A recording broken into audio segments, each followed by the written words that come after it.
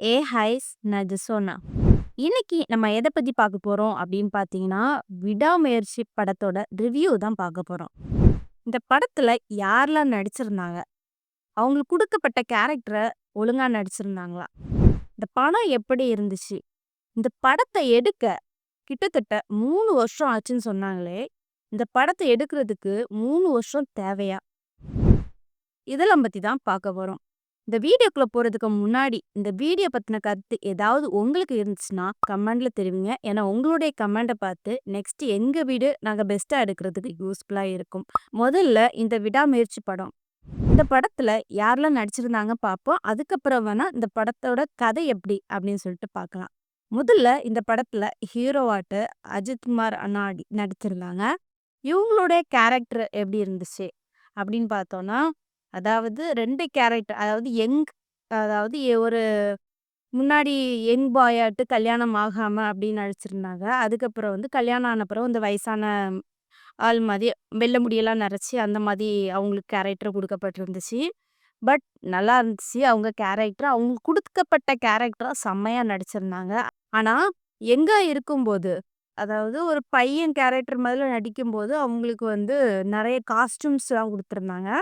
Over சட்டை அந்த மாரி குடுத்துருந்தாங்க. அப்புறம் இந்த வயசான கேரக்டர் மாதி நடிச்சிருந்தல்ல, அதாவது அவங்க கல்யாணம் கழிச்சு 12 வருஷம் ஆயிட்டான். அப்ப அவங்களுக்கு வயசாயிடுச்சு. அப்ப அந்த வெள்ள முடியெல்லாம் வச்சுட்டுருக்கும்போது, அவங்களுக்கு அந்த ஒரே ஒரு காஸ்டியூம் தான் குடுத்துருந்தாங்க. அது படத்தோட ஸ்டார்ட்டிங்லேருந்து எண்ட் வரைக்கும் அந்த காஸ்டியூம் தான் போட்டிருந்தாங்க. அதனால அவங்களுக்கு அந்த காஸ்டியூம் செலவு ரொம்ப ஆகல. சீப் அண்ட் பெஸ்ட்டா தான் ஆச்சு. அவங்க குடுக்கப்பட்ட கேரக்டர் செம்மையா நடிச்சிருந்தாங்க. ஆனா, அவங்க ஃபுல்லா ஒய்ஃப தேடுறது மாரியே அந்த கதையும் அமைஞ்சிருந்துச்சு. அழுற சீனா இருந்தாலும் சரி, அ அடி வாங்குற சீனா இருந்தாலும் சரி, ரிட்டர்ன் அடிக்கிற சீனா இருந்தாலும் சரி, அப்புறம் கார் ஓட்டுறதும் மாஸா இருந்துச்சு. வேற லெவல்ல அந்த நியூஸ் கூட நம்ம இடையில பார்த்துருப்போம். கார் அவங்க லைவா ஓட்டுனதுல ஆக்சிடென்ட் ஆச்சு அந்த மாதிரி. அதெல்லாம் செம்மையா இருந்துச்சு. அடுத்ததாட்டு நடிகை திரிஷா. அவங்களுக்கு குடுக்கப்பட்ட கேரக்டர் எப்படி இருந்துச்சு அப்படின்னு பார்த்தீங்கன்னா, அவங்களுக்கு குடுக்கப்பட்ட கேரக்டரும் அதே தான். அவங்களுக்கு ஸ்டார்ட்டிங்ல பாட்டு சீனு, மேரேஜ் சீனு அந்த மாதிரி காஸ்டியூம்ஸ்லாம் குடுத்துருந்தாங்க. அதுக்கு மட்டும் தான் செலவாயிருக்கும். அதுக்கப்புறம் பெரிய அளவுல காஸ்டியூம் இல்ல. ஸ்டார்ட்டிங்லேருந்து எண்ட் வரைக்குமே கார்ல தான் ட்ராவல் பண்றாங்க. அவங்க ஒரே காஸ்டியூம்ஸ்ல தான் இது பண்றாங்க. ஸ்டார்ட்டிங்லேருந்து எண்ட் வரைக்குமே. அதுல அவங்களுக்கு குடுக்கப்பட்ட கேரக்டர் நல்லா தான் இருந்துச்சு. ஆனா, அவங்க ஒரு தேவையில்லாத ஆணி மாரி தான் அதுல இருந்தாங்க. ஏன் அப்படின்னு பார்த்தீங்கன்னா, படம் 3 மணி நேரம்னு நெனச்சுக்கோங்களேன். அந்த 3 மணி நேரத்துல கிட்டத்தட்ட உங்களுக்கு ஒரு 20 நிமிஷம் அந்த மாரி தான் உங்களுக்கு அந்த சீன்ஸ் இருக்கும். அப்பப்போ தான் வந்துட்டு வந்துட்டு போவாங்க. மத்தபடி அவங்களுக்கு குடுக்கப்பட்ட கேரக்டர் சூப்பரா இருந்துச்சு. செம்மையா நடிச்சிருந்தாங்க. வாய்ப்பே இல்ல. ஏன்னா, திரிஷா இப்போ கொஞ்ச நாளா ஃபேமஸ் ஆயிட்டு இருக்காங்க. அந்த மாதிரி ரொமான்டிக்ஸ் சூப்பரா இருந்து, ஒரு ஒரிஜினல் ஹஸ்பண்ட் அண்ட் ஒய்ஃப் நடிச்சா எப்படி இருக்கும்? அந்த மாதிரி நடிச்சிருந்தாங்க. அடுத்ததாட்டு ம் ரெஜினா. ரெஜினா அவங்களுக்கு என்ன கேரக்டர்ல நடிச்சாங்க அப்படின்னு பார்த்தீங்கன்னா, அவங்க தான் பில்லி கேரக்டர். அதாவது அவங்க ஒரு மெண்டல் ஹாஸ்பிட்டல்ல அட்மிட் ஆயி, அந்த மாதிரி ஒரு கேரக்டர் குடுத்துருந்தாங்க. அதுல அவங்க அப்பா, அம்மா அப்படின்னு சொல்லி இது பண்ணிட்டு இருந்தாங்க. ஆனாலும் அவங்க அம்மா, அப்பா பார்க்க வரல. கேரக்டர் அந்த மாதிரி குடுத்துருந்தாங்க. அ அதுலயும் என்ன பண்ணாங்கன்னா, அதுல தான் அவங்களுக்கு லவ் ஆச்சு. அதுக்கப்புறம் என்ன பண்றாங்கன்னா, வெளிய வராங்க. வெளிய வந்தோனே அவங்க அம்மா, அப்பாவ கொல்றாங்க. அதுக்கப்புறம் ஒவ்வொரு பொண்ணுங்கள கடத்தி கொல்றது மாதிரி அவங்களுக்கு கேரக்டர் குடுக்கப்பட்டிருந்துச்சு. அது வாய்ப்பே இல்ல. அந்த அளவுக்கு நடிச்சிருந்தாங்க. ஒரு ஃப்ரெண்ட்லியாவும் அ நடிச்சு திருச்சாட்டு நடிச்சது மாரி இருந்துச்சு. அவங்களுக்கு குடுக்கப்பட்ட கேரக்டரும் சூப்பரா இருந்தது. அவங்களுக்கும் ரொம்ப ஓரளவு காஸ்டியூம்ஸ் இல்ல. கடைசி சீன்ல பார்க்கும்போது, அவங்களுக்கு ஆசிட் ஃபேஸ்ல பட்டு எரிஞ்சது மாதிரி தான் இருந்துச்சு. அதுல மட்டும் அவங்களுக்கு மேக்கப் பண்றது கொஞ்சம் ஹெவி பைசா ஆயிருக்கும்னு நெனைக்கிறேன். மத்தபடி அவங்களுக்கு குடுக்கப்பட்ட கேரக்டர் சூப்பரா இருந்துச்சு. ஏன்னா, ஒரே ரோட்ல ஒரே ரோடு, ஒரே காரு. அதோட முடிச்சுட்டாங்க. ஏன்னா, அவங்க வில்லனுக்கு சொல்லும்போது ட்ரக்கு, நடிகர், நடிகைக்கு சொல்லும்போது காரு அந்த மாதிரி. அடுத்தது வில்லன் கேரக்டர் யார் வந்தாங்க அப்படின்னு பார்த்தீங்கன்னா, அர்ஜுன் அவங்க. அர்ஜுன் அவங்க ஸ்டார்ட்டிங்ல அவங்க தான் வில்லன் தெரியல. பட் நம்ம கணிச்சுக்கிட்டோம். அதுல அர்ஜுன் வந்தாங்களே ஒரு வில்லன் கேரக்டர் தான் கணிச்சுக்கிட்டோம். ஒரு ஸ்டார்ட்டிங்ல வில்லன் மாரி இல்ல. அந்த அளவுக்கு சூப்பரா நடிச்சிருந்தாங்க. அதுக்கப்புறம் என்ன ஆச்சு அப்படின்னு பார்த்தீங்கன்னா அவங்களுடைய வில்லனே அவங்கன்னு தான் வந்துச்சு. அதுக்கப்புறம் தான் என்ன பண்றாங்க, அவங்களுடைய ஹிஸ்ட்ரி கேட்கும்போது, அவங்களும் ஒரு மெண்டல் ஆஸ்பத்திரியில இருக்கிறவங்க தான். அதாவது அந்த ரெஜினாவும், அர்ஜுனும் வந்து மெண்டல் ஆஸ்பத்திரியில இருந்து லவ் பண்ணி, அதுக்கப்புறம் தப்பிச்சு வந்து, அப்புறம் ரெஜினாவோட அம்மா, அப்பாவ கொன்னுகிட்டு, அப்புறம் வந்து ஒவ்வொரு பிளேஸஸ்ல போயி பிளாஸ்டிக் சர்ஜரி பண்றதுக்கு ஒவ்வொரு ஆளையும் கடத்தி, பணம் வாங்கி என்ன பண்றது, கொன்னு இந்த மாதிரி அனுப்பி விடுறது தான் கத. அதுல வந்து நம்ம அஜித்தோட ஒய்ஃப் மனைவி திரிஷா மாட்டிக்கிட்டாங்க. ஆ இந்த மாதிரி வில்லன் கேரக்டர்ல வந்து அர்ஜுன் இருக்குறாங்க. அவங்களுக்கும் வந்து பெரிய லெவல்ல காஸ்டியூம்ஸ் இல்ல. பட் என்ன பழைய பில்டிங்ல வச்சு நடிச்சிருந்தாங்க. அந்த மாதிரி தான் இருந்துச்சு. சூப்பரா பண்ணியிருந்தாங்க. அவங்களுக்கு குடுக்கப்பட்ட வில்லன் கேரக்டரும் சூப்பரா இருந்துச்சு. ஆ அவங்களுக்கு அந்த அளவுக்கு வில்லன் சீன்ஸ் அங்க இங்கேயுமா வந்துட்டு போகல. ஓரளவுக்கு கம்மியா தான் வந்திருந்தாங்க. அடுத்த கேரக்டர் அப்படி யாருன்னு பார்த்தீங்கன்னா, ஆரவ்.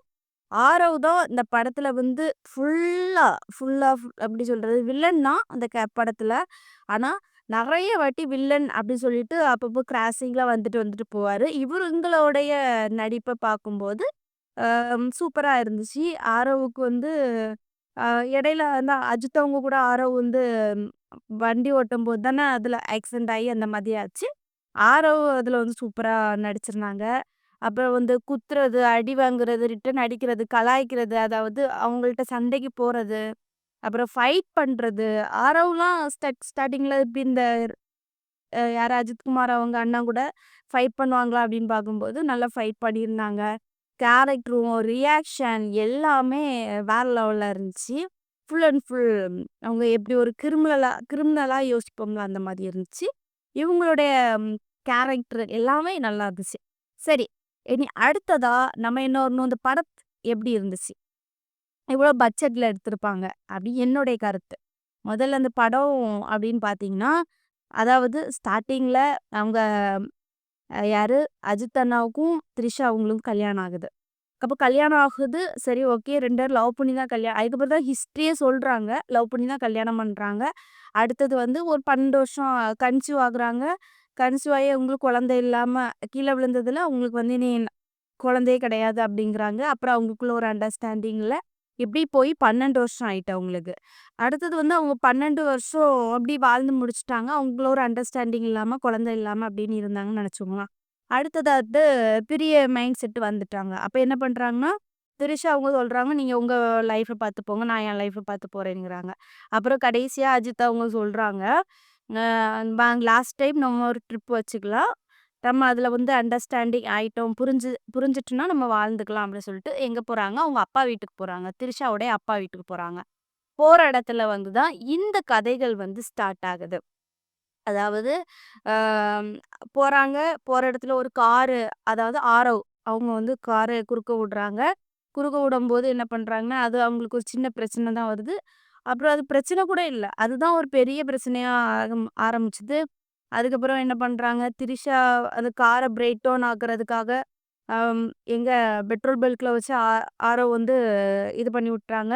திரிஷா அவங்க வந்து அங்க உள்ள பக்கத்துல இருக்க இந்த ஷாப்பிங் மால்ல ஃப்ரெண்ட் ஆகுறாங்க. போற இடத்துல வந்து அவங்களும் அதாவது வில்லன் அர்ஜுனும் அவங்களும், ரெஜினா அவங்களும் வாராங்க. வந்துட்டு இருக்கிற இடத்துல இவங்களுக்கு பிரேக் டவுன் ஆகி நிக்குது. அப்புறம் திரிஷாவ அவங்க அந்த ட்ரக்ல ஏத்தி அனுப்பி விடுறாங்க. அப்புறம் வந்து இந்த மாதிரி சீன் அப்புறம் அர்ஜுன என்ன பண்றான், யாருக்கு நம்ம அந்த இடத்துல வந்து ஃபோன் கால் பண்ண முடியாதாம். எதுவுமே பண்ண முடியாதாம். அப்போ நீங்க போங்க ஏத்தி விட்டாச்சு. நீங்க போய் கால் பண்ணுங்க. அப்ப திரிஷாவ அந்த இடத்துல வந்து கடத்திட்டு போயாச்சு.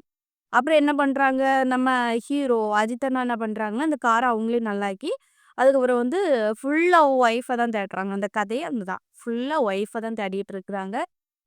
நெறைய இடத்துல போய் தேடியாச்சு. அங்க இங்கேயுமா தேடி அவங்க ஒய்ஃப காணல. கடைசில இவங்க அர்ஜுன்ட்டயே வந்து கேட்குறாங்க. "இல்ல எனக்கு தெரியாது. நீங்க வேற யாரையோ பார்த்துருப்பீங்க." அர்ஜுனும் நடிக்க ஆரம்பிச்சுட்டாரு. கடைசில இந்த மாதிரி அப்புறம் கண்டுபிடிச்சுட்டாங்க.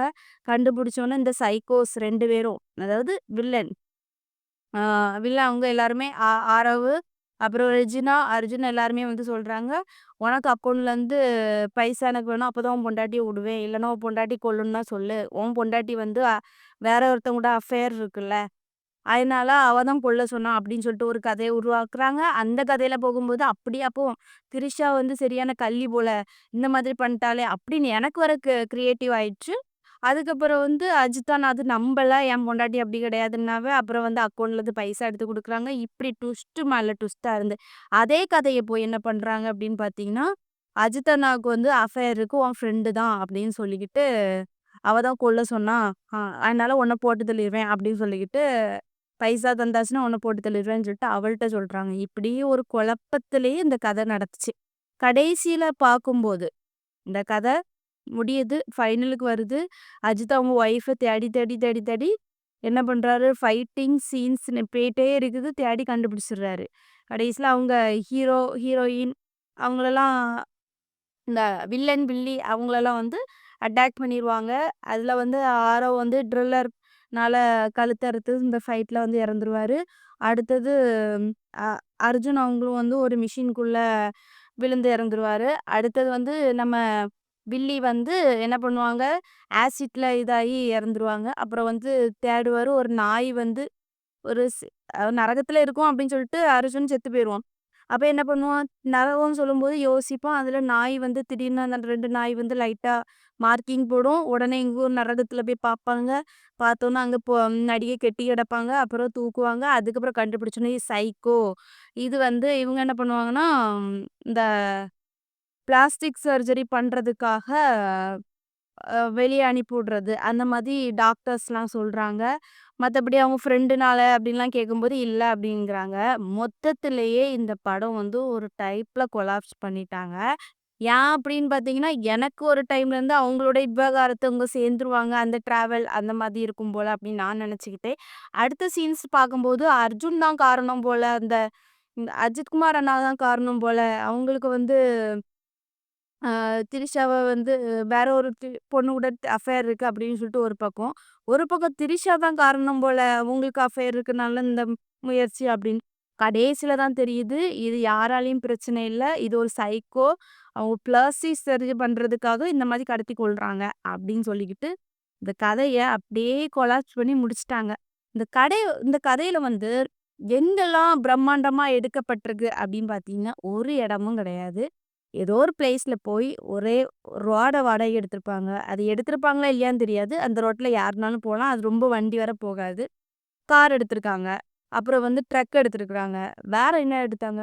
வேற எதுவுமே எடுத்தது மாரி தெரியல. அப்புறம் வந்து காஸ்டியூம்ஸ் கிடையாது. பக்கத்துல இருக்க ஏதோ ஒரு இடிஞ்சு போன பில்டிங்ல தான் ஷூட்டிங் எடுத்திருக்காங்க. இந்த மாதிரி தான் இருந்துச்சு. ரொம்ப கிராண்டா அந்த பிரம்மாண்டமா இல்ல. ஒரே ரோட்ல வச்சு இந்த கதைய ஃபைட்டிங் எல்லாமே முடிச்சுட்டாங்க. இப்போ இந்த படத்த எடுக்கிறதுக்கு 3 வருஷம் ஆச்சுன்னு சொன்னாங்களே! எதுக்காக அப்படி சொன்னாங்க? கிட்டத்தட்ட 3 வருஷமே ஆயிருக்காது. இந்த படத்த மிஞ்சி போனா 2டே மாசத்துல முடிச்சுட்டு போயிருக்கலாம்.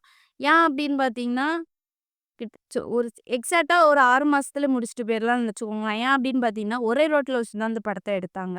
ரொம்ப ஒண்ணும் நெறைய பிளேஸஸ்க்குலாம் போகல. பட் ஓகே தான் இந்த படம். ஆனா கொஞ்சம் குழம்புற மாதிரிலாம் இருந்துச்சு. பட் என்னால ரொம்ப பார்க்க முடியல. ஸோ இதுதான் விடாமுயற்சி படத்தோட ஃபுல் ரிவ்யூ. இப்போ இந்த படத்தோட டைரக்டர் யாரு அப்படின்னு வந்து கண்டிப்பா உங்களுக்கு தெரிஞ்சிருக்கணும் தெரியணும் ஆசை இருக்கும்ல. அது யாரு அப்படின்னு பார்த்தீங்கன்னா, ம் மஹில் திருமோனி. அவங்க தான் இந்த டைரக்டரு. இந்த கதைய ஃபுல்லா இது பண்ணியிருக்காங்க. பட் இந்த மாதிரி அஜித் அண்ணாவு கேரக்டர்ல செம்மையா நடிக்கிற ஒரு பெர்சன். ஆனா, அவங்களுக்கு வந்து ஒரு டிஃப்ரெண்ட் கதைய குடுத்துருக்கலாம். மாஸா இருந்திருக்கும். பட் இந்த மாதிரி அவங்க கதைய குடுப்பாங்கன்னு யாரும் நெனச்சு பார்த்துருக்க மாட்டாங்க. என்ன பொறுத்தவரைக்கும் அஜித் அண்ணா வந்து கொஞ்சம் மாஸா நடிக்கிற ஒரு பெர்சன் தான்.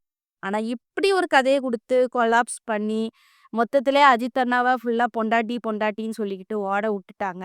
அந்த அளவுக்கு இந்த கதைய இப்படி பண்ணி வச்சுட்டாங்க. பட் என்னுடைய கருத்து இதுதான். இப்ப இந்த வீடியோ பார்க்குற நீங்க, இந்த யாரெல்லாம் இந்த விடாமுயற்சி படம்லாம் பார்த்துருக்கீங்க அப்படின்னா, கமெண்ட்ல தெரிவிங்க. அந்த படம் எப்படி இருந்துச்சு? 100க்கு எத்தன பெர்சன்டேஜ் குடுக்கலாம்? அப்படின்னு சொல்லிக்கிட்டு கமெண்ட்ல சொல்லிருங்க. நெக்ஸ்ட் ஒரு இன்ட்ரெஸ்டான வீடியோல சந்திக்கிறேன். பாய்.